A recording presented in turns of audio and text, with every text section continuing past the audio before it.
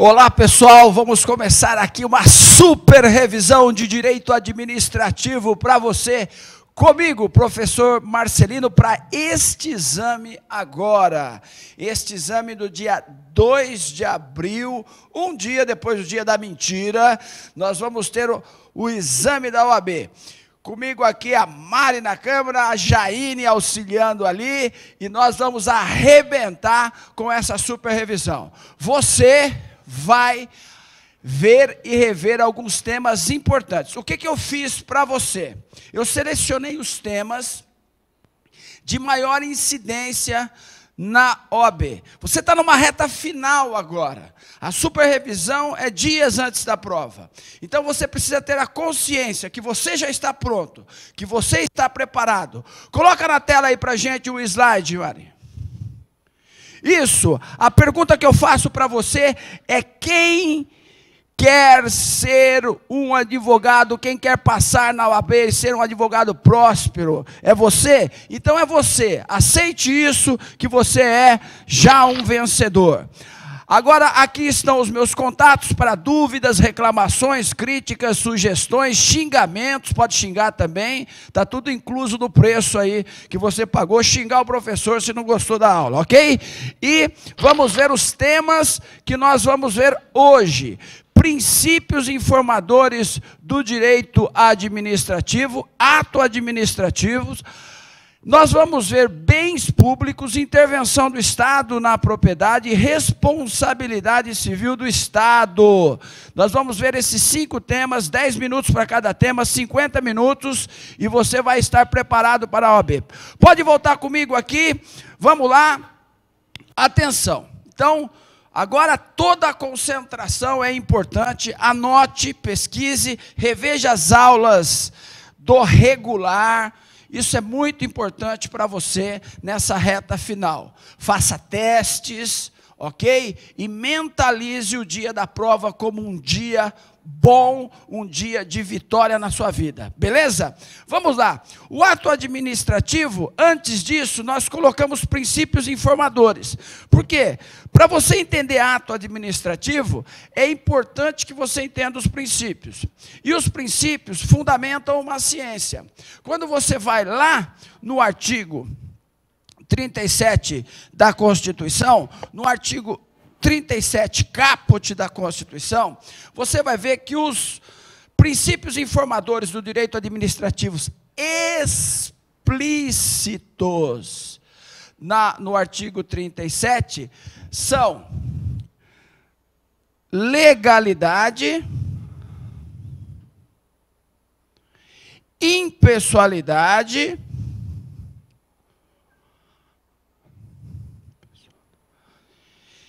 moralidade, publicidade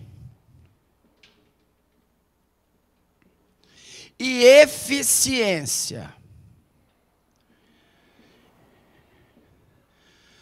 Só que não cai pergunta fácil mais na OAB. O que a gente precisa saber de legalidade? Que a legalidade para o administrador público é uma legalidade objetiva, restritiva.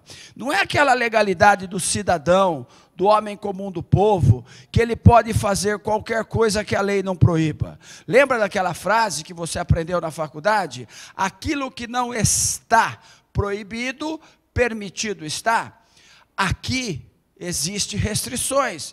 Para o administrador, ele só pode agir em 2 maneiras ou em 2 possibilidades que a lei permite que ele haja. A primeira é aquela que a lei manda agir, que é determinativa. Você deve fazer, que é chamado os atos vinculados. Ou seja, o administrador público não tem grau de liberdade de escolha. Ele é obrigado a fazer aquilo que a lei determina.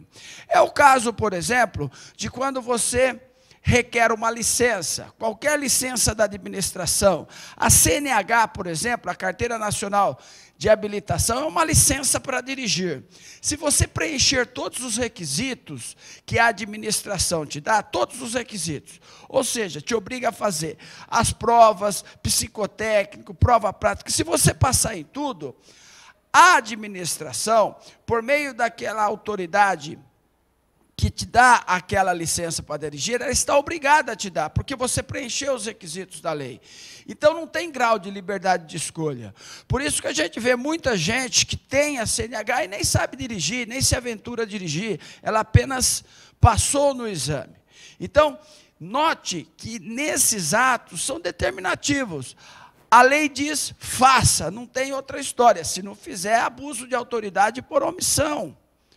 É um abuso por omissão. Esse abuso de poder, não de autoridade, da lei de autoridade, que é outra coisa. Esse abuso de poder por omissão existe. Agora, cuidado. Cuidado. Existe o ato permissivo.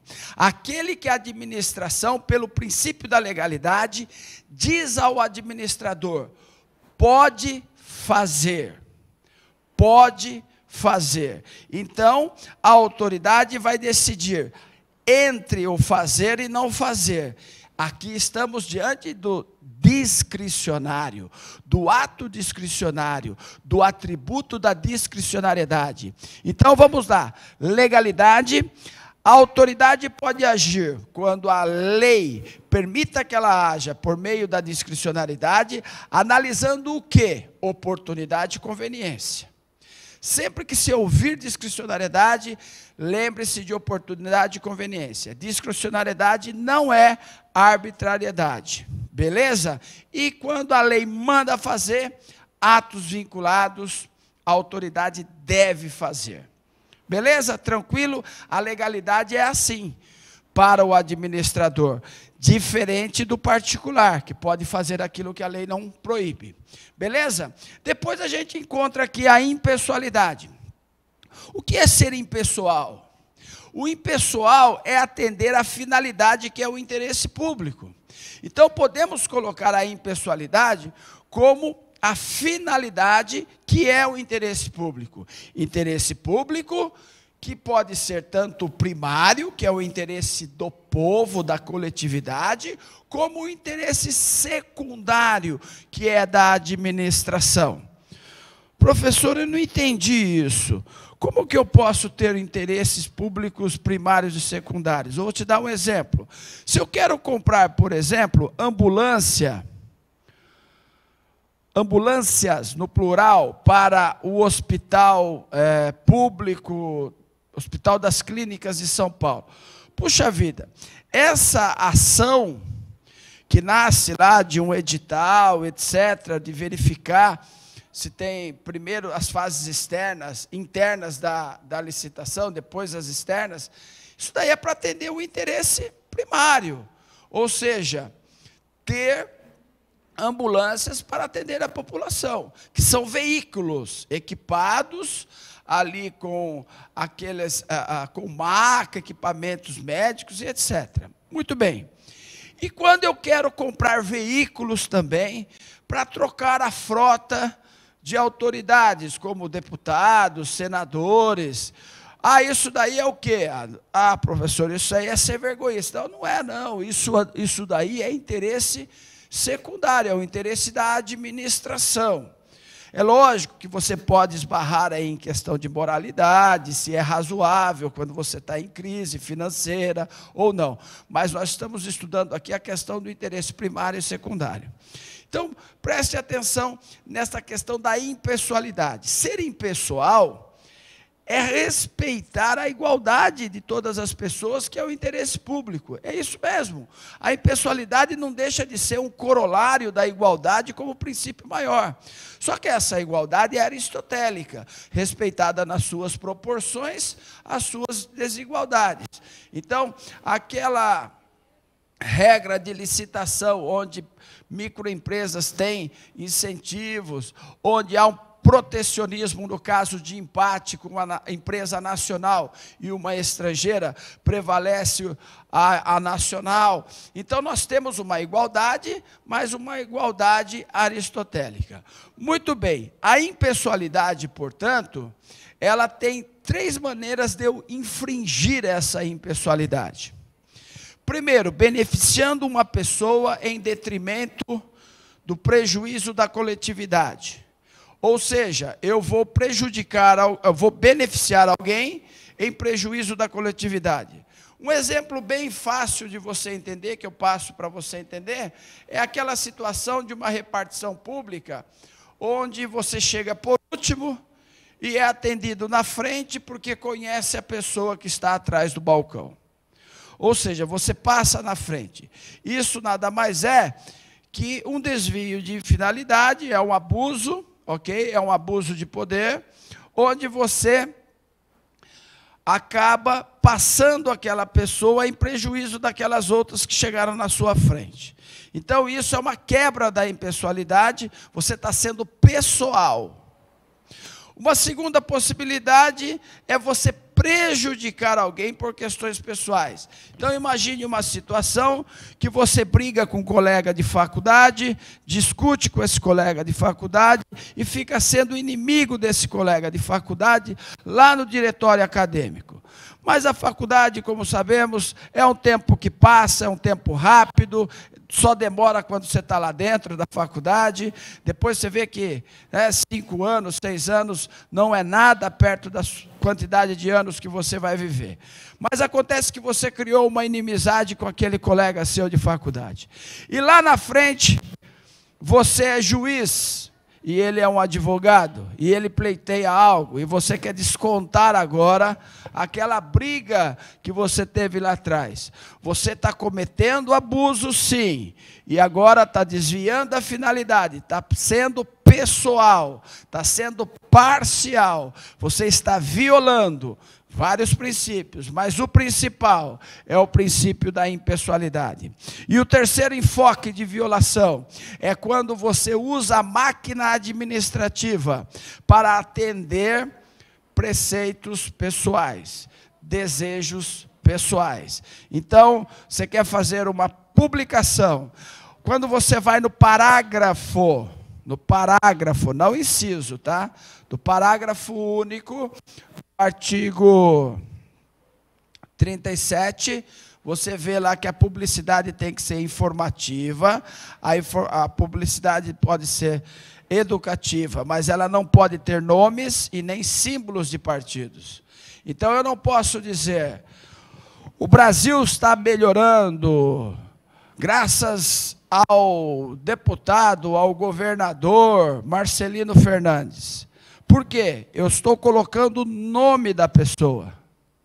Então, se eu quero fazer uma propaganda informativa, São Paulo melhorando, fazendo estradas, administração, governo de São Paulo. Governo de São Paulo é impessoal. É impessoal. Beleza? Vamos para o próximo. Moralidade. A moralidade aqui é uma moralidade administrativa. O que quer dizer uma moralidade administrativa? É aquela moralidade no qual a administração pública preza pela honestidade. E aqui eu faço até um pensamento com você aqui, ó. Honestidade. Vem nesse raciocínio, nesse pensamento. Essa honestidade administrativa, quando eu falo honestidade, não é só não pegar as coisas dos outros. A honestidade é ter conduta moral ilibada.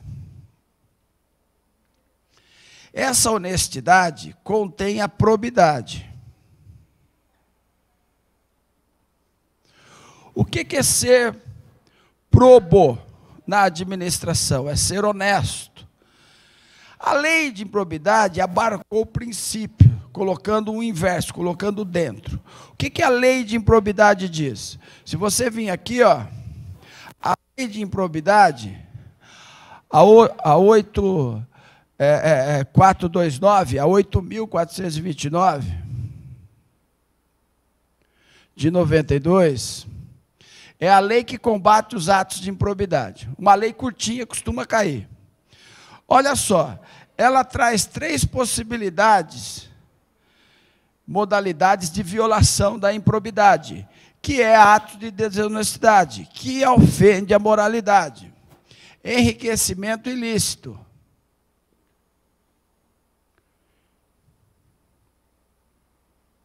O enriquecimento ilícito, você tem aqui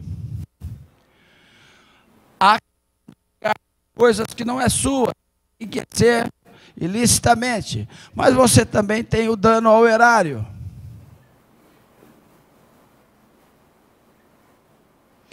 E você tem a violação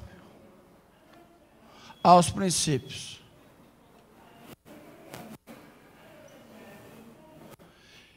Olha só, enriquecimento, dano e violação aos princípios. Então, quando você entra nesse looping jurídico, você chega como ofensa à moralidade da lei de improbidade, que nada mais é do que uma lei que combate esses atos, que violam a moralidade administrativa, a honestidade administrativa, que são atos de improbidade administrativa. Então, a moralidade, ela tem um espectro de abrangência maior do que todos os princípios. Porque é por óbvio que se violar princípio é ato de improbidade, e improbidade é desonestidade, e desonestidade é imoral, então nós vamos ver que a moralidade, ela tem uma abrangência bem maior. Porque quando você não cumpre a lei, você é imoral. Quando você passa alguém, viola, passa alguém na frente, viola a impessoalidade, você é imoral. Quando você não é ineficiente com o dinheiro público, você é imoral, causa dano ao erário, você é imoral. Quando você deixa de publicar um ato para levar ao conhecimento da população, este ato que deveria ser publicado, você é imoral. Então, a moralidade é um princípio de maior abrangência, ok? Publicidade, a administração é pública e público deve ser os seus atos, não é verdade? Ou seja, você deve publicar aquilo que a administração determina que você publique. A regra é publicar. Existem exceções? Sim. Segurança Nacional, Defesa do Estado, atos sigilosos. Você tem algumas exceções previstas em lei. Por exemplo, se você vai fazer um ato com as Forças Armadas que envolve segurança nacional, você não vai divulgar nem publicar isso em diário oficial, porque é secreto. Existem atos ultra secretos, reservados, confidenciais e sigilosos. Então você tem aí uma regra de proteção, de salvaguarda de informações, que algumas, porque a regra, lembre-se, a regra é publicar, a administração é pública, e público deve ser os seus atos. Essa frase, inclusive, é do saudoso mestre Eli Lopes Meireles. Eficiência. O que é ser eficiente? Ser eficiente é ter rendimento funcional, presteza, busca da perfeição. O que é rendimento funcional? Fazer mais, gastando menos. O que é presteza? Rapidez. O que é busca de perfeição em níveis de excelência? Gestão pela qualidade total. Então, nós temos a eficiência da administração pública, um princípio que foi elevado ao status de princípio constitucional em 98, não estava na Constituição original lá de 5 de outubro de 88, ela aparece elevado ao status de princípio, porque você tem o dever de eficiência, ela é elevado a status de princípio, primeiro, na Lei 8987 de 95, que coloca a eficiência do serviço público, e depois a eficiência vai estar lá no artigo 37. Lembrando que tem gente que fala por aí que não estava a eficiência na Constituição. Isso não é verdade, porque já existia na Constituição de 88 eficiência só na segurança pública, depois que ela foi levada para toda a administração. Depois você dá uma olhada lá no artigo 144, no parágrafo 7º, que você vai ver que a eficiência já aparecia, sim, na Constituição. porque as pessoas às vezes passam batido, não chega lá, ou passa despercebido, né? São ilustres administrativistas, inclusive, que cometeram essa gafe jurídica em obras, dizendo que a eficiência não estava na Constituição, não estava no artigo 37, mas na Constituição já estava. Ok? Vamos mudar de assunto, vamos passar aqui, forma uma palavrinha, não forma? Para você memorizar aí os 5 princípios. Limpe. Né? A administração está suja, limpe. Aí, ó, os princípios da administração para você. E aí, o próximo assunto, coloca lá o slide de novo, já vimos o assunto. O próximo assunto é ato administrativo. Pode voltar para mim aqui. O que a gente precisa saber de atos administrativos? Na verdade, nós temos que saber o que cai, né? O primeiro assunto são os requisitos. Os requisitos para formar o ato administrativo, que é uma manifestação de vontade da administração pública, que tem por fins imediatos resguardar, extinguir, declarar, impor direitos e obrigações ao administrado ou a si própria. Ou seja, eu tenho como objeto do ato essa modificação jurídica. Então, os requisitos que são tirados do artigo 2º da Lei de Ação Popular, a Lei 4.717. Olha só, essa lei aqui, ó, as pessoas de 65, ó, uma lei antiga, que você tem no seu parágrafo, no artigo 2º, no artigo 2º da lei, você vai lá e vai ter os 5 requisitos. Mas lá não está os 5 requisitos, mas está como você ofendesse. Por exemplo, o caput do artigo 2º diz assim, você pode anular o ato, se tiver vício de competência, se a autoridade foi incompetente. Então, qual que é o primeiro requisito? Competência. A competência que deriva de lei, viu?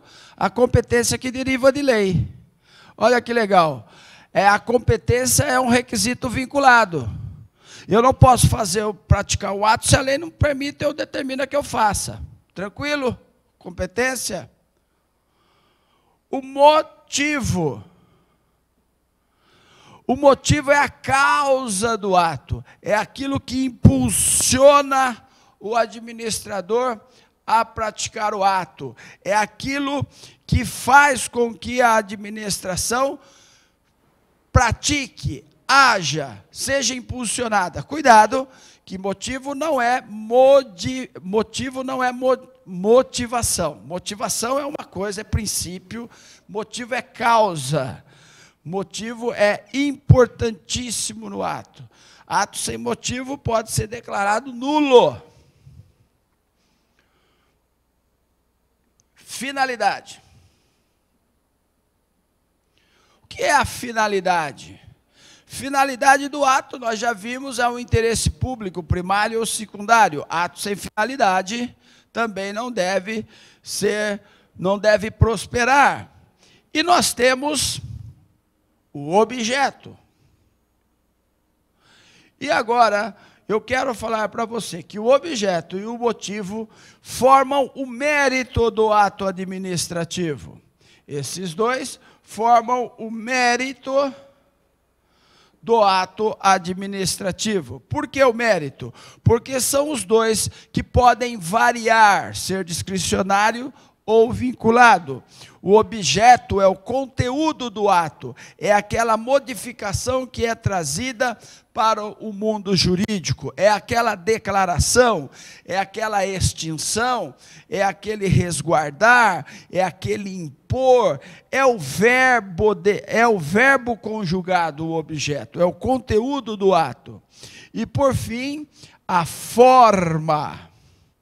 A forma que também é prevista em lei, é a exteriorização do ato, é a maneira pelo qual o ato se apresenta, de forma escrita, de forma verbal, de forma gesticular. Gesticular, professor? É, por gesto. Como assim? Aquela parada de trânsito onde a autoridade tem que ser competente, tem que ter o motivo da fiscalização, interesse público de diminuir acidentes de trânsito. O objeto é a sua parada para fiscalizar. E a forma por gesto.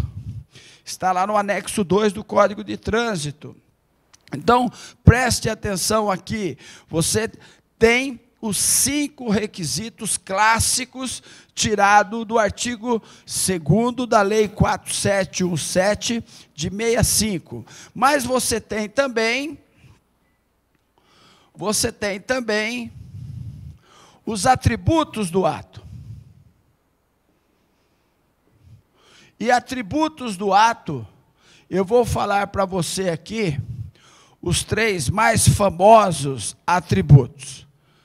Um eu já falei aqui, ó, discricionariedade, ok? Eu vou falar para você da coercibilidade, que é importante, e eu vou falar para você da autoexecutoriedade. E vou falar mais um aqui, que é importante, presunção de legitimidade. Tem mais, esses são os mais importantes, tá? Discricionariedade nós já vimos, que é a ação pautada em oportunidade e conveniência. Coercibilidade, ação imperativa do Estado, podendo usar até a força para agir. O ato administrativo é coercitivo, tem coercibilidade. Autoexecutoriedade, eu não preciso pedir para o judiciário para praticar esse ato, para executar esse ato. E presunção de legitimidade, o ato administrativo com presunção de legitimidade inverte o ônus da prova para quem alega a invalidade. Porque o ato tem presunção de ser legítimo. E você também tem a presunção de veracidade, que presume-se que o ato é verdadeiro. Se você está dizendo que aquele ato é falso, cabe a você provar. Então, é uma presunção relativa, juris tantum, não uma presunção absoluta, mas é uma presunção. Se você dizer que aquele ato é ilegal, você que deve provar. E esses 3 aqui, primeiro, são considerados atributos do poder de polícia, viu? São atributos do poder de polícia. Porque são atos que decorrem do poder de polícia.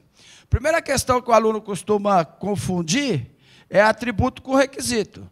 Requisito todos os atos têm. Atributos tem ato que não tem. Por exemplo, o ato vinculado não é discricionário. Ok? O ato que só tem, por exemplo, exigibilidade, não tem coercibilidade. Então, atributos são qualidades jurídicas. Requisitos não, são elementos constitutivos do ato. O ato administrativo, as suas 2 maneiras de ser extinto mais famosas, você vai lembrar, é a anulação e a revogação.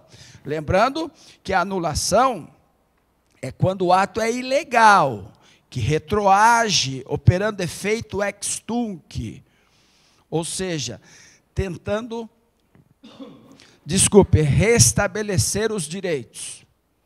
E já a revogação é a retirada do ato por oportunidade e conveniência. O ato é legal, portanto, é daqui para frente, não retroage. Beleza?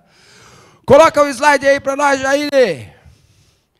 Aí, ó, o próximo assunto. Nós vamos falar sobre bens públicos. Os bens públicos. Pode voltar aqui para mim? Olha lá.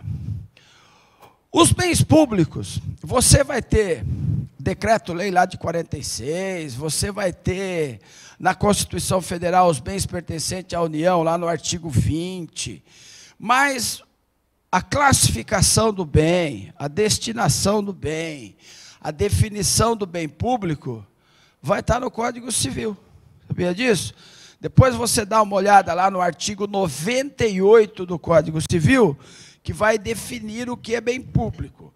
Mas o importante, você vai ver lá no artigo 99 do Código Civil, que vai trazer a destinação do bem. Uso comum do povo,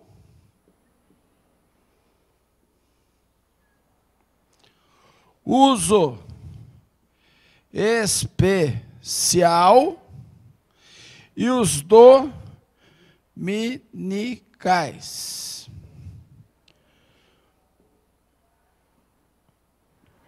Vamos entender como é fácil isso daí para você? Ó. O uso comum do povo são aqueles bens afetados de uso indistinto pelas pessoas, tais como ruas, praças, logradouros. Você tem os mares, isso mesmo, o mar é de uso comum do povo. Agora preste atenção aqui. Quando a gente fala de uso comum do povo, há uma vontade de entender que esse bem, ele é, digamos assim, gratuito. Você pode usar à vontade. Ah, a rua é pública, não preciso pagar para usar. Se você pensa assim, você pode errar um teste, né? Porque você paga para usar a rua. Não estou dizendo no imposto, estou dizendo no pagamento individual. Zona Azul, você não paga para estacionar o seu carro na Zona Azul? Então existe maneiras que você, mesmo como indivíduo, paga para usar um bem de uso comum do povo. Mas essa não é a regra, é a exceção. Mas existe a exceção. São considerados bens afetados. O que quer dizer afetado, professor? Quer dizer consagrado ao povo. Depois nós vamos ver a possibilidade de desafetação, ok? Uso especial. A destinação do bem é especial. O bem é público, mas o seu destino é especial. É como acontece com os fóruns, com as delegacias, com os quartéis de corpos de bombeiro, com os quartéis da polícia, com os prédios da Guarda Civil Metropolitana, escolas públicas, hospitais públicos. Esses prédios são públicos, mas a sua destinação é de uso especial. E uma outra questão que os bens públicos, às vezes as pessoas confundem, que os bens são somente imóveis. Não, os bens são bens, pode ser móvel, pode ser até animais silvestres, são bens especiais, sabia? Você pode contemplar. Então, preste atenção aqui, ó. Os bens, uma praça pública, bem público de uso comum. Lá tem um banco de ferro. Ele é um móvel. É que, se você imaginar aqui em São Paulo, os caras vão levar embora isso daí, né? Mas ele é um móvel. Esse móvel, ele pode ser utilizado por qualquer um indistintamente. Então, é de uso comum do povo. Mas esse mesmo banco, dentro de uma escola pública, passa a ser de uso especial. Entenderam a diferença? Também é afetado. E os dominicais ou dominiais, que aceitam-se as duas grafias, com a letra C ou sem a letra C, são aqueles bens onde ele pode ser transformado em renda. Terras devolutas, terrenos de marinhas. Terras devolutas, originárias das capitanias hereditárias não ocupadas, são pertencentes à União, aos estados, por definição constitucional. E você tem os terrenos de marinha, aquela faixa litorânea, que você ao adquirir um imóvel na área de um terreno de marinha, você provavelmente vai pagar ali a enfiteuse, né? Porque é uma enfiteuse pública, você paga, na verdade, o laudêmio na transferência e o foro ou cano anualmente. Então, você tem ali uma enfiteuse pública nos terrenos de marinha. Quando você compra aquela casa no pé de areia, onde tem ali o terreno de marinha, a enfiteuse, você vai pagar, além do registro de imóvel, além de você pagar lá a escritura, você vai pagar também o laudêmio na transferência. E todo ano pagar o foro ou o cano. Mas existe também os dominicais desafetados, você transforma. Então, aquelas viaturas policiais inservíveis, você quer vender, você desafeta por ato administrativo e transforma elas em dominicais e vende. Se for imóvel, precisa de uma lei para desafetar. Você pode desafetar? Pode. E o contrário também. Você tem lá um terreno de marinha e passa uma rua lá. Agora passou a ser de uso comum do povo. Entenderam a diferença? As características mais importantes dos bens públicos é que eles são inalienáveis. Se não for os dominicais, você não pode alienar. Eles são imprescritíveis. O que é o bem não prescrever? Você não pode usucapir um bem público. Você pode morar debaixo da ponte o tempo que for, que a ponte nunca vai ser sua por usucapião. Os bens públicos não podem ser usucapidos. Então, você tem a característica também da não onerosidade, ou seja, o bem público não pode ser dado em garantia. Ele não pode ser dado em garantia. Você não pode fazer lá até uma anticrese, você não pode dar em hipoteca, você não pode fazer, ir lá na Caixa Econômica Federal, entregar um bem público lá, pertencente a um museu público, para pedir lá um dinheiro no penhor. E os bens públicos são impenhoráveis, porque o regime para você receber do poder público é o regime de precatórios. Você não pode chegar para o governo, olha, pega essa ambulância aqui, nomeia esse bem a penhora para me pagar, que dá esse dinheiro, dá para me pagar.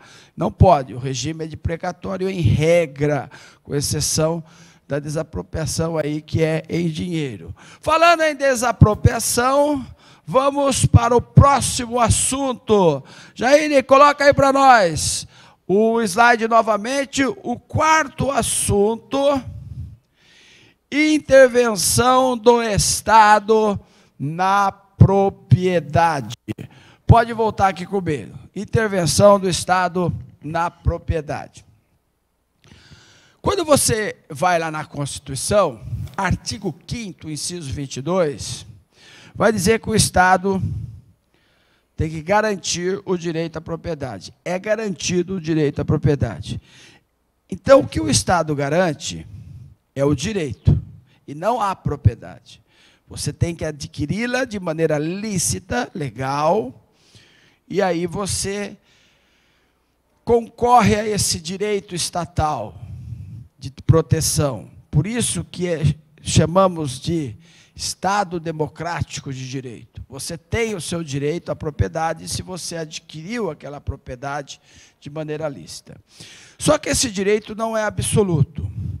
E essa quebra de ser absoluto está exatamente no inciso 23, que diz que a propriedade atenderá à sua função social. Inciso 23 do artigo 5º. Pode ver aí, confere aí na sua Constituição. A propriedade atenderá à sua função social. O que é função social? Isso dá uma redação de mestrado, né? Função social de bem imóvel, imóvel, rural, urbano, fungível, infungível, concreto, abstrato. Isso dá aí uma redação. Mas o que quer dizer a Constituição é que, se não atender à função social, o Estado pode intervir na sua propriedade. E mesmo atendendo à função social, por ser a propriedade um direito relativo, existem maneiras do Estado intervir. E isso entra a intervenção na propriedade. A primeira intervenção é a desapropriação. A mais violenta é a desapropriação. Desapropriação. Olha só. Desapropriar. Veja bem, a desapropriação clássica, geral, ordinária, é aquela que o Estado vai lá, notifica, indeniza em dinheiro. Por quê? Quais são os pressupostos da desapropriação clássica? É você agir por necessidade ou utilidade pública ou por interesse social. Necessidade seria aquele algo urgente, calamidade. A utilidade, transporte, vias, escolas, tudo isso é utilidade. Interesse social para atender grupos sociais como casa própria, né, o PAC da casa própria, Minha Casa Minha Vida, você coloca lá, vai desapropriar um grande terreno para fazer casas populares. Aí é por interesse social. A desapropriação, portanto, ela tem esses três enfoques, né, três pressupostos. É por necessidade, utilidade pública ou por interesse social. Se eu não tiver isso, se eu desviar disso, depois você dá uma lida no artigo 500, artigo 519 do Código Civil, que vai falar da predestinação. O que é predestinação? É o desvio de finalidade na desapropriação. A desapropriação, uma vez desviada a sua finalidade, eu tenho direito à retrocessão. Se eu desapropriei um bem e utilizo para um outro fim que não seja de interesse público, como já caiu no exame de ordem, o cara desapropriou lá e pôs a sede do partido dele para funcionar. Isso é desvio de finalidade. Cabe ao ex-proprietário reaver o preço, reaver a coisa pelo preço atual dela. Ele recebeu, ele paga o preço atual, obviamente se valorizou, ele tem que melhorar esse valor, e ele tem o direito de rever isso. Ok? Isso é um resumo de desapropriação. A desapropriação clássica, obviamente, você tem uma fase, né, que você vai declarar. Essa declaração pode ser por lei, por decreto, pode ter em contrato de concessão. E você tem a fase executória, que você vai executar. Aí a fase administrativa, e se não tiver acordo, vai para a fase judicial. Na fase do judicial, se declarar da urgência para pedir a emissão provisória da posse, depósito prévio do valor que a administração entende ser justo, em dinheiro, e aí vão discutir. Só que a emissão provisória da posse dá o direito ao poder público de entrar na sua propriedade. Ok? Limitação administrativa e servidão administrativa. São os dois que eu quero falar antes aqui da gente encerrar esse assunto e ir para o último aí nos 6, 7 minutos finais. Limitação administrativa. O que é limitar? Eu tenho a propriedade e o Estado vem e limita. Por exemplo, você tem um carro, aqui em São Paulo tem a lei de rodízio, limitação administrativa. Você tem um terreno, eu quero construir no terreno, o Estado diz que eu tenho que deixar um recuo frontal, recuo lateral. O que é isso? Uma limitação administrativa no direito de construir. Ou seja, a limitação administrativa, ela não tira a sua propriedade, ela apenas limita o seu direito. Você tem uma calçada, em algumas regiões do município, pode estabelecer que o piso daquela calçada seja padronizado. Isso é uma limitação administrativa. Então, você tem muita diferença em relação à servidão, porque aqui é geral, aqui não indeniza. Aqui, a servidão é individual. Eu vou me servir da sua propriedade, uma parte dela, passando fios de alta tensão. Você tem uma fazenda e você já deve ter visto nas estradas aquelas torres enormes passando fios de alta tensão sobre a propriedade particular. O que é isso? É uma servidão administrativa, uma servidão pública, geralmente indenizável, exceção aquela servidão de colocar uma placa de rua na parede dos imóveis. Beleza? Fácil? Tranquilo? É a diferença entre servidão e limitação. Coloca aí para nós o slide. Olha lá. Nós já vimos 3, agora vamos para o 4, vamos para o 5º, responsabilidade civil do Estado. Volta aqui comigo. Então, responsabilidade civil do Estado é um tema que, se não cai em todas as provas, você pegar de 10 provas, cai 9. Então, é um tema importante. Leitura obrigatória. Artigo 37, parágrafo 6º da Constituição Federal. A regra no Brasil: responsabilidade civil objetiva. Essa é a regra. Essa é o que está aqui. O que fala, né? O que está escrito no artigo 37, parágrafo 6º? Que as pessoas jurídicas de direito público e as de direito privado, prestadoras de serviço público, responderão pelos seus agentes que, nessa qualidade, causarem danos a terceiros, assegurado o direito de regresso contra os responsáveis no caso de dolo ou culpa. Primeiro, quem pode causar e responder pela responsabilidade civil objetiva? União, Estados-membros, Distrito Federal, municípios, autarquias, fundações públicas e qualquer pessoa jurídica de direito privado que preste serviço público. Então, uma empresa de ônibus, uma empresa de aviação, embora a aviação tenha até lei específica, mas é responsabilidade objetiva. Você tem serviço de telefonia, TV a cabo, todos esses serviços respondem por responsabilidade civil objetiva. E o que quer dizer isso? Que quando você tem os pressupostos preenchidos, devem ser indenizados. Você tem a ação ou omissão do agente que cause o dano. Você tem o dano sofrido pela vítima. E você tem o nexo causal, ou nexo de causalidade, ou liame, isso mesmo, liame de causalidade. Ação, omissão, dano, nexo causal. Você preencheu isso aqui, nasce a possibilidade de ressarcimento pelo erário. Ou seja, a responsabilidade é objetiva. Por que é objetiva? Porque você não precisa provar a culpa do agente que te causou o dano. Então, a culpa na responsabilidade objetiva não é necessário. O que quer dizer isso? Se você tem um acidente de carro, onde um caminhão do corpo de bombeiro passa pela lateral, arranca a lateral do seu carro e vai atender, você move uma ação contra o Estado, ou o seu seguro move uma ação contra o Estado. Ele não precisa provar a culpa do motorista do caminhão do corpo de bombeiro.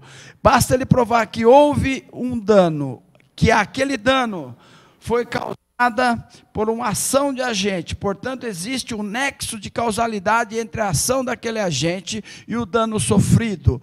Você vai ter o direito à indenização. É óbvio que existe uma evolução, uma coisa maior, que é o risco integral, porque nessa responsabilidade admite-se as excludentes.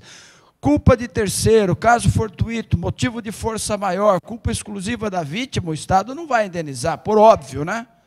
Por óbvio, não vai indenizar. Agora, o que existe é, em alguns países, o risco integral, que é aquela que o Estado, na verdade, se torna um segurador universal. O que é o segurador universal? O Estado não indeniza.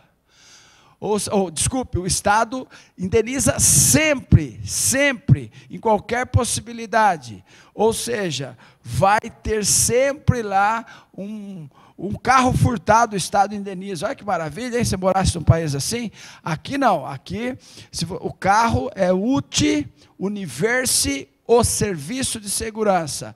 Portanto, o carro, você não vai ser indenizado, porque o serviço de segurança ele é geral, não é específico, a não ser, já tem julgados em tribunais, se você pagou a zona azul, os tribunais estão reconhecendo que aí houve uma individualização e você está pagando, pagando pelo uso, certo? Você paga ali pelo uso do solo, então você tem direito à segurança. Alguns tribunais têm, mas levaram o carro com o bilhete da Zona Azul. Não, mas aí é CDC, inversão do ônus da prova, você consegue. Ok? Existe uma questãozinha que o Estado não indenizava no passado, que era a irresponsabilidade, teoria da irresponsabilidade. Le roi ne peut mal faire, do francês. Le roi ne peut mal faire. Ou the king, que é do not wrong, ou seja, o rei não pode errar. Isso era o Estado absolutista. O marco disso é a Revolução Francesa, ok? Depois você tem, em 1873, uma decisão do caso Blanco, uma menina é atropelada, na verdade o fato foi um ano anterior, mas a decisão é em 1873, Agnes Blanco é atropelada e há uma evolução, até chegar primeiro na culpa, depois na culpa administrativa, e para chegar aqui, onde é a regra hoje. Ok? Encerramos nossa revisão. Olha que legal. Então, eu tenho para você aqui uma dica de boa sorte para você. Eu quero que você entenda que o exame já é seu, que o exame ele é feito para seres humanos e você já preenche esse requisito. Quero desejar uma boa sorte para você, que esse exame no dia 2 de abril agora, você tenha sucesso nesse domingo, que você seja vencedor na primeira fase e na segunda fase, tire a OAB, conquiste clientes, que paguem honorários riquíssimos, você seja um advogado próspero. Obrigado a você que está me assistindo, os meus contatos estão aí nos slides, você pode me escrever, visite o nosso canal no YouTube, e muito obrigado a Mary e a Jaine que estavam aí na câmera. Valeu, um abraço!